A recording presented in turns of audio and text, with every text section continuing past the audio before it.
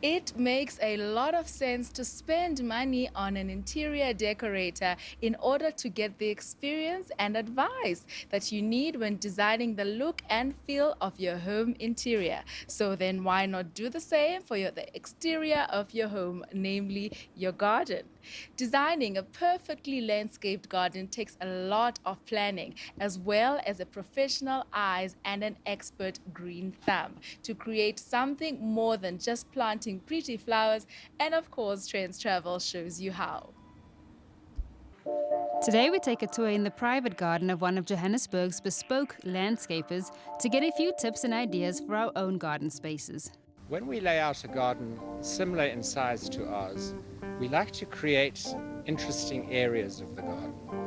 I don't like walking into a garden and just looking at the whole garden, because that can be quite boring.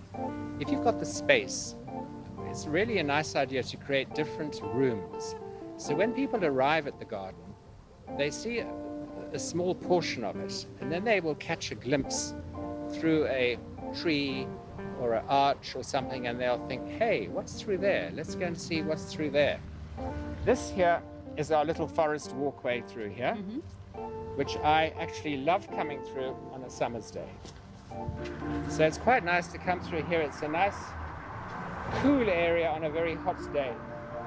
And it's nice and hidden away. Nice and hidden away. Come here with a good book and you just come sit. here and just sit and hide away. And and the nice thing about it, you catch glimpses of the garden again through. And of course, this forest area here was created as a screen because of our winter, the cold that comes in winter for the garden. Yes. Because we used to get a lot of frost, so we don't do that anymore. And then you sort of come up on it, and you view the water feature from another angle over here. We don't keep fish anymore because the birds always take them. And I mean, so I'm giving it up with the fish. The frogs can have it. Frogs and the tadpoles. And then, you can have your bits of statues and things in the garden as well. Secret garden. Yeah. And then up here, as I said, we created a nice, also a little quiet, also a shady area to sit in. You've got a nice vista of the garden from here, from this portion of the garden again. We're going to go into the Japanese garden, which is through there. Okay, so then we will sort of go through to the other part of the garden. And this is one of my favorite views from the upper section of the garden, where you catch a glimpse of that lady down there and you think, what's through here?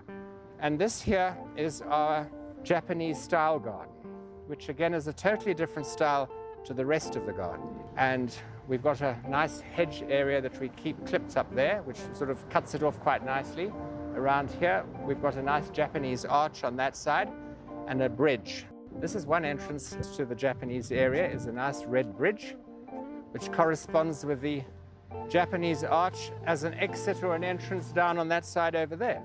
Last time I was here, you spoke about these that provide a bit of color, Yes. I think it was these, yeah? Yes, these are the coleus, which are really a very, very nice foliage plant for summer. The colors, and there are new varieties that have come out, and the colors are spectacular. They grow very well in sun, very well in shade. You can use perennials. There's a very nice new varieties of perennials out, and those purple ones down in the corner. There's lots of varieties of them, and they are really very rewarding. And then you go through, this is another doorway. This is another doorway that goes down to the lower area, down here, after you.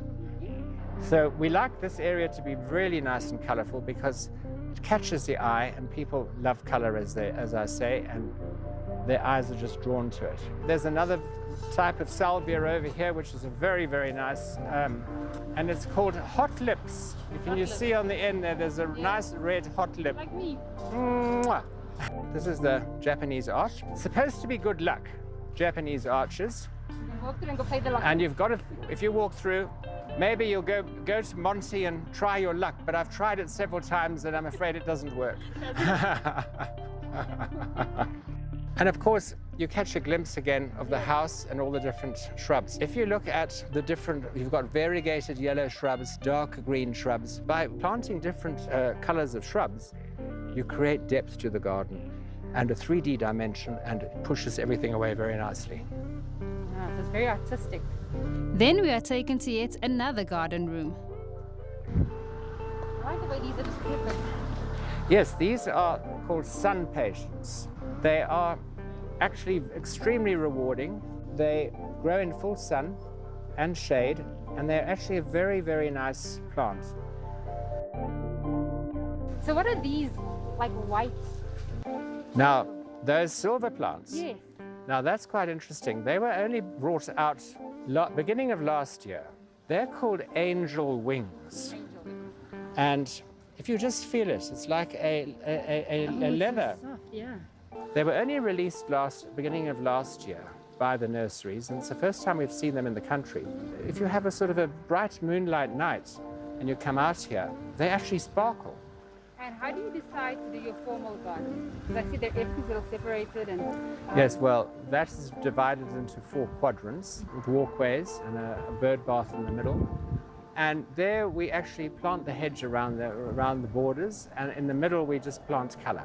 The gazebo, we'll have to repaint it again. It's looking a bit tatty at the moment, but it'll sparkle again like we would all Yes. in this country. In the far back is a different type of garden altogether. This one needs full sunlight and can be spruced up with natural rock features and even concrete sculptures.